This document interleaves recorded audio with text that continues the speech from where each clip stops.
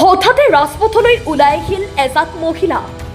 নগাঁৱৰ ডিমৰুগুৰিৰ সতী জয়মতী পথৰ এই মহিলাসকল ওলাই আহিল এখন সুৰাৰ বিপণীৰ বিৰুদ্ধে।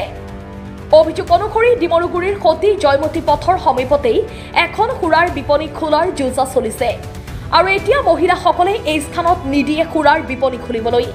ভিঙৰ জনৈক দীপমণি শইকীয়া নামৰ ব্যক্তিগৰাকীয়ে খুলিবলৈ লোৱা সুৰাৰ বিপণীৰ বিৰুদ্ধে এইদৰে ওলাই আহিল মহিলাসকলে। কলেজে সুৰাৰ বিপণী মুকলি কৰাৰ ক্ষেত্ৰত দীপমণি শইকীয়াই লোৱা নাই স্থানীয় লোকৰ ন' অবজেকশ্যন চাৰ্টিফিকেট। আনহাতে এই স্থানত সুৰাৰ বিপণী হ'লে পৰিৱেশ বিনষ্ট হোৱাৰ লগতে যুৱ প্ৰজন্ম ধ্বংসৰ গৰাহত পৰিব বুলিও শংকা কৰিছে এইসকল লোকে। স্থানীয় লোকৰ ন' অবজেকশ্যন চাৰ্টিফিকেটৰ ক্ষেত্ৰতো দীপমণি শইকীয়াই জালিয়াতিৰ আশ্ৰয় লোৱা বুলিও অভিযোগ কৰে এইসকল মহিলাই। আনহাতে এই স্থানত সুৰাৰ বিপণী খোলাৰ বিৰুদ্ধে ইতিমধ্যেই মহিলাসকলে অভিযোগ দাখিল কৰিছে জিলা আয়ুক্তৰ লগতে আবকাৰী বিভাগতো।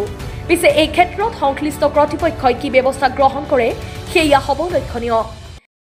আমাক নালাগে, পৰিৱেশ বেয়া হ'ব আৰু দ্বিতীয়তে আমাৰ উঠি অহা ল'ৰাবিলাক শেষ হৈ গৈছে। এটা ল'ৰা শ্ৰাদ্ধ হৈ উঠিছে, 30 বছৰীয়া এটা ল'ৰা। গতিকে আমি আৰু আমাৰ ল'ৰাখিনিক আমি উঠি অহা ল'ৰাখিনি মৰিবলৈ দিব নোৱাৰোঁ। পুৰুষসকলে চহী দিব পাৰে, তেখেতসকলেতো মত বিচাৰে, মহিলাসকলেহে অশান্তি ভোগ কৰে। গতিকে আমি অশান্তি আৰু কেইবাটাও গলি আছে, গোটেইখিনি ওচৰ চুবুৰীয়া কৰ্মকৰ্তা তেওঁলোকে সদায় কৰিব লাগিব, সদায় খাব লাগিব, সদায় কৰা সদায় খোৱা।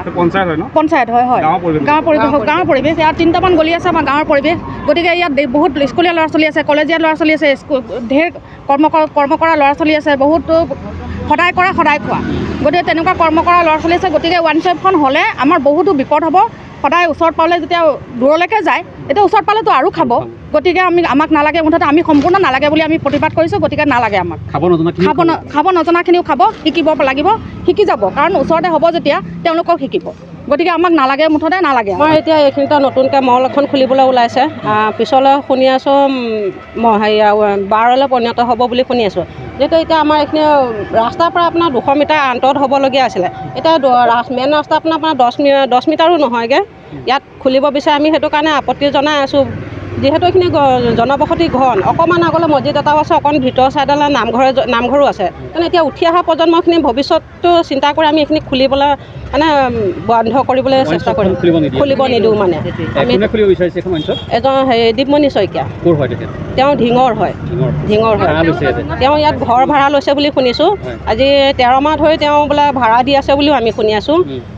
বস্তুটো সিহঁতে তলে আগৰ পৰা কৰি আছোঁ, আমি গম পোৱা দিছিলোঁ। আজি আমি 5-6 মাহৰ ভিতৰৰ পৰা গম পাই আমি আপত্তি কৰি আছোঁ। তেওঁলোকৰ হেৰি DC অফিচতো দিছোঁ, আমি এক্সেল অফিচতো দি আছোঁ, কাগজ দিছোঁ আপত্তি দৰ্শাই পেলাই।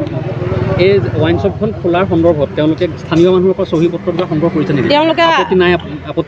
তেওঁলোকে মানে প্ৰথমে হেৰি নজনাকৈ কৰিছে, আপোনাৰ হেৰি বুলি দিছিলে, কি কয় অফ শ্বপ বুলি দিছিলে।